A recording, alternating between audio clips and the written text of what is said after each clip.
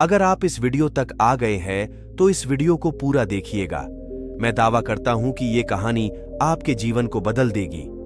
नमस्कार दोस्तों, inspired VS Buddha में आपका स्वागत है। तो चलते हैं वीडियो की तरफ। एक बार की बात है, एक लड़का था। उसका नाम सबल था, जो नगर में रहता था। वह अपने जीवन से बहुत निराश था। उनकी निराशा का कारण यह था कि वह अब तक अपने जीवन में कुछ नहीं कर रहा था। उसके माता पिता उसे ताने मारते थे कि आपके सभी मित्र कुछ न कुछ कर रहे हैं, लेकिन आप अभी भी घर बैठे हैं। दोस्तों के बीच भी अक्सर उनका मजाक उड़ाया जाता था। वह कहीं जाता तो लोग उससे पूछते कि आप क्या कर रहे हैं। उसे यह बताने में भी शर्म आ रही थी। वह कुछ नहीं कर रहा था। धीरे धीरे उसने रिश्तेदारों से मिलना जुलना कम कर दिया और लोगों से मिलना भी बंद कर दिया। वह ज्यादातर समय घर पर ही रहता है। वह अकेला रोता है और भगवान को कोसता है और अपनी किस्मत को दोष देता है। अब उसे अपना जीवन बोझ लगने लगा था। कभी कभी वह सोचता कि कब वह कुछ करने के योग्य बनेगा, और फिर वह सोचता कि जिंदा रहने से अच्छा मर जाना है। एक दिन वह अपने नगर की एक गली से गुजर रहा था। तभी उसने देखा कि एक उपदेशक दुख और परेशानियों पर उपदेश दे रहा है। वह भी उसी भीड़ में सबसे पीछे बैठ गया और गुरु के प्रवचन सुनने लगा। उपदेशक कह रहा था, दुख एक शिक्षक की तरह है जो हमें जीवन की सच्चाई दिखाता है और हमें जीने का सही तरीका सिखाता है। आप चाहें तो जिंदगी जीना भी सीख सकते हैं। गुरुजी उपदेश दे रहे थे कि तुम चाहो तो कुछ भी हासिल कर सकते हो, और अगर चाहो तो एक कोने में बैठकर रो सकते हो। इन सभी बातों को सबल ध्यान से सुन रहा था, लेकिन शिक्षक की यह बातें पसंद नहीं आई। उसने खड़े होकर कहा कि कुछ भी सिखाने से आंख दूर नहीं होता। इसमें केवल दर्द होता है। दुख की पीड़ा अनंत है। ऐसा लगता है कि इसके बाद कुछ होने वाला नहीं है। इससे कुछ भी फर्क नहीं पड़ता है। इसके सामने तो मौत भी छोटी लगती है। उपदेशक ने कहा, फिर तुम्हारा दुख क्या है? सबल ने उसके सामने अपनी सारी व्यथा सुनाई और पूछा, मेरे दुख का कोई उपाय है तुम्हारे पास? यह सुनकर शिक्षक मुस्कुराए और बोले, तुम उस दिन मेरे पास आओ जब आपके जीवन में वास्तविक दर्द हो। मैं आपकी समस्या का समाधान अवश्य करूंगा। यह कहकर गुरु वहां से चला गया। सबल ने सोचा, कहीं मेरा दुख नकली तो नहीं है? क्या मैं जिस दर्द से गुजर रहा हूं वह नकली है? मेरा दुख कोई नहीं समझ सकता। जब माँ बाप नहीं समझते तो गुरु क्या समझेगा? उनके दुखों से व्यथित होकर सबल ने एक फैसला लिया कि अब वह कुछ करेगा।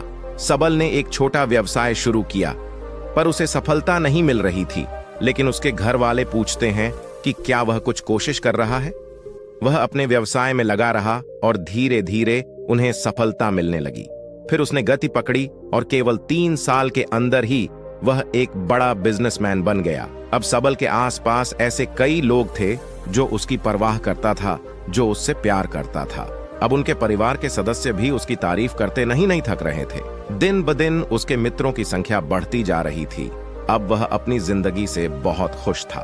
उनके कुछ दोस्तों ने उन्हें सलाह दी कि जब आप एक बड़ा बिजनेसमैन बनकर बहुत खुश हैं, तो सोचिए आपको कितनी खुशी होगी अगर आप इस शहर और इस राज्य के सबसे बड़े बिजनेसमैन बन जाते हैं। कितने लोग आपसे जुड़ना चाहेंगे, आपकी कितनी बड़ी ख्याति होगी, और स्वयं राजा भी आपसे दोस्ती करना चाहेंगे और जरूरत पड़ने पर ही आपसे पैसे उधार लेंगे। दोस्तों की यह बात सबल के मन में घर कर गई। अब वह और पैसे कमाने की कोशिश करने लगा, लेकिन उसे यह सब बहुत ही जल्दी चाहिए था। वह समय बर्बाद नहीं करना चाहता था। उनका अधिकांश समय इन चीजों को प्राप्त करने में गलाने लगा। इसलिए वह ऐसे काम करने लगा जो सही नहीं था। उसने बड़ा उधार लेना शुरू कर दिया। उसके दोस्तों से पैसे की मात्रा और अधिक मुनाफा कमाने के लालच में वह अपने माल में मिलावट करने लगा। उसने अन्य व्यापारियों के खिलाफ भी साजिश रची और उन्हें डराया धमकाया। जैसा उसके दोस्त कहते थे वैसा ही करता था। वह इन तरीकों से ज्यादा पैसा कमा रहा था, पर अब उसके जीवन में पहले जैसा चयन न था। उनके मन की शांति गायब हो गई थी और वह रात को सो नहीं पाता था। वह हंगामे में रहता था। वह सब कुछ पाकर भी उन्हें किसी चीज में सुख नहीं मिल रहा था। एक दिन सबल अपनी गाड़ी में कहीं जा रहा था। तभी रास्ते में उन्हें उपदेशक का आश्रम दिखाई दिया। वह रुका और गुरु के पास जाकर बोला, संत, आपने मुझे मेरे पास आने के लिए कहा था जब मेरे जीवन में सच्चा दुख आता है। अब मैं बहुत दुखी हूं कि मेरी नींद हराम हो गई है। मुझे कहीं भी शांति नहीं मिल रही है। इस प्रकार सबल ने अपनी सारी समस्याएं गुरु को बता दी। गुरु ने कहा, जब तुम पहली बार मुझसे मिलने आए थे तब भी तुम किसी दुख में थे। आपने उस दर्द से क्या सीखा? सबल ने कहा कि सिर्फ सोचने और चिंता करने से कुछ नहीं होता। आपकी दृष्टि को सच करने के लिए यह कार्रवाई करता है, और सिर्फ काम करने से कुछ नहीं होता, परिणाम भी मिलना चाहिए।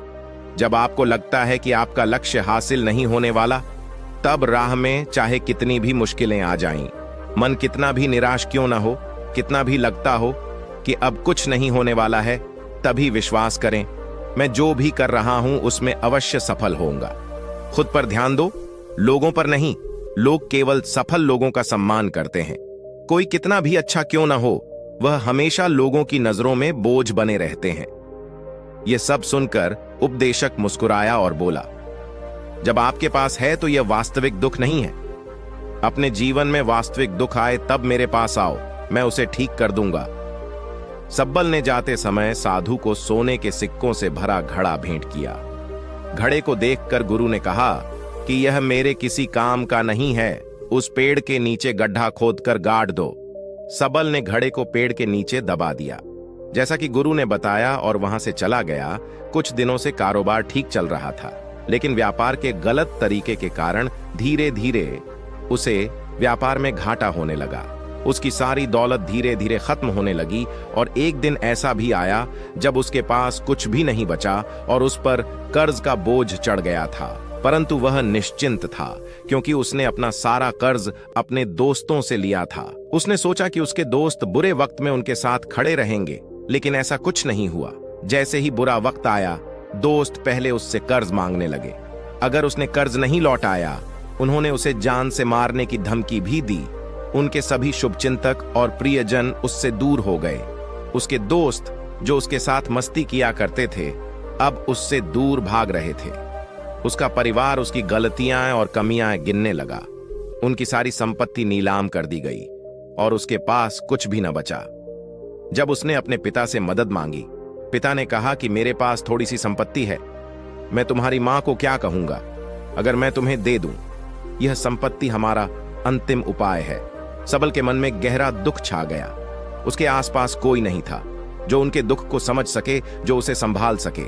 जनता के इस विश्वासघात के कारण वह अंदर से टूट चुका था। वह सोचने लगा कि अब जीने का क्या मतलब है, अब मौत ही मेरा सहारा है। वह आत्महत्या करने के लिए पहाड़ी पर जा रहा था। तब से उसे याद आया कि उस शिक्षक ने उससे कहा था, मेरे पास आओ जब तुम्हारे जीवन में वास्तविक दुख हो।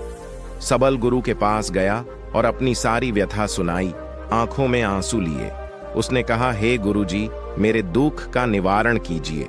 गुरु ने कहा, जब जीवन में असली दुख होता है तब मेरे पास आ जाना, मैं इसे जरूर ठीक करूंगा। सबल ने कहा कि ये क्या हो रहा है, मेरी जिंदगी में अभी दुख नहीं है, तो आखिर असली दुख क्या है? गुरुजी ने सबसे कहा कि पहले आप मुझे बताओ, आपने अपने दुख से क्या सीखा?